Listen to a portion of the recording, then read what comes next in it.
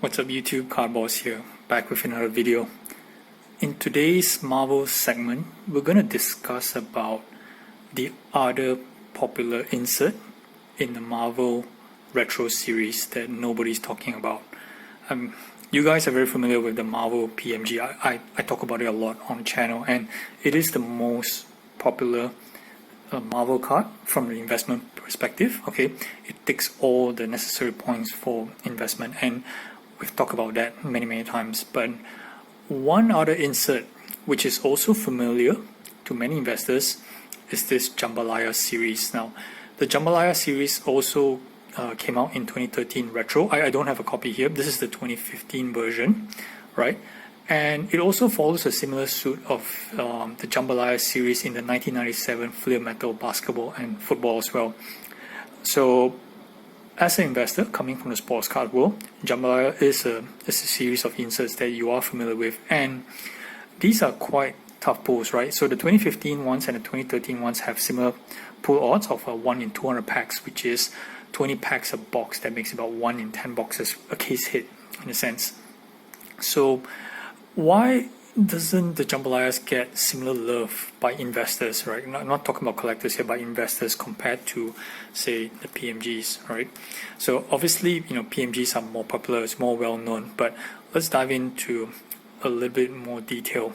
So first and foremost, let's draw some comparison.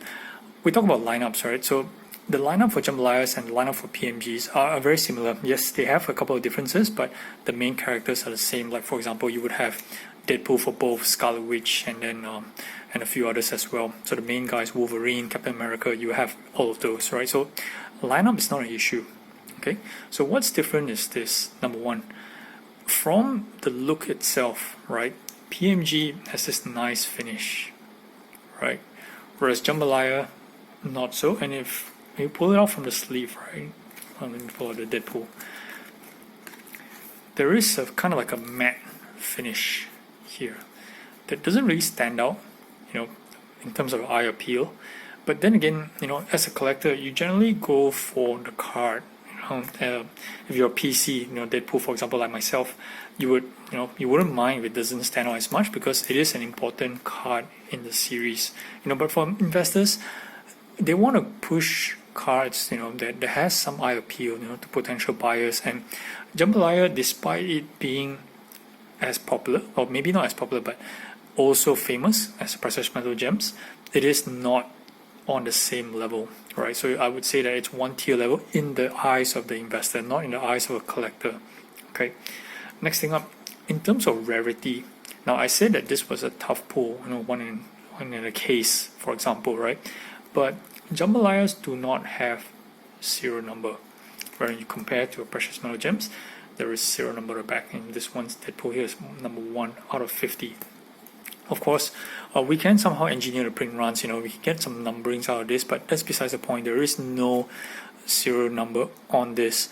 But that being said, right, when's the last time that you guys actually saw key characters of Jambalayas for 2013 and 2015 come into open market as much as what you see for the PMGs, blue and reds for the 2013 and 2015? They are pretty scarce, right?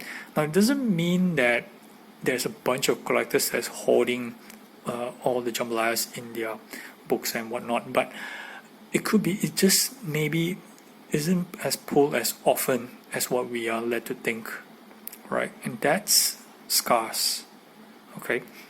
Now, second thing with regards to why isn't Jambalayas popular from investors is the ability to grade Jambalayas is actually much tougher than precious metal gems. Obviously, PMGs, there is the issues of the corners and edges, and it's something that we look out for.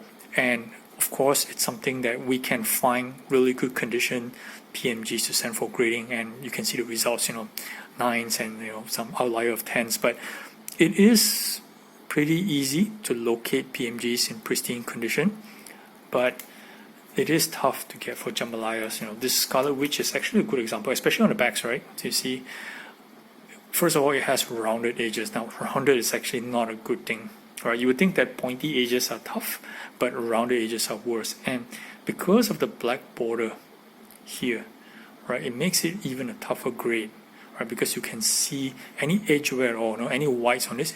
It's very, very obvious. Now it is obvious in the PMG as well, but it's super obvious for the Jambalaya series, and especially being around the edge, the cutting on these cards does affect the edges a fair bit. So from an investor perspective, having not the ability to grade this properly, becomes a big challenge, and therefore most of the time investors would like to stay away from cards like this, because it is a risk, to pay that high grading fee, $150, to try and send it in and then potentially get like a PSA 7 or PSA 8. There's just no financial value in that. Collector side, I get it. Jambalayas are neat. It's great. I love Jambalayas. I love my Jambalaya Deadpool, despite having this adhesive sticker at the back, which I can't remove. That's unfortunate, but I just love the look of Jambalayas. Perhaps, in the coming months or maybe the next 1 year, this could be the next wave of inserts that's going to work. I know there are a couple of OG collectors highly believe so, that Jambalayas is the next big thing, and PMGs are just the face of PMGs. Might just go out in the coming months, not because that the price is going to crash or anything. It's just that maybe a lot of potential collectors or investors may be actually priced out with the way the prices for PMGs are going these days, and just turn your focus to the next best thing, which could be the Jambalayas. Alright, that's all I have for today. Hope you guys got something out of this. Talk to you soon. I got a Marvel video that's coming up as well, so chat soon. Cowboys out.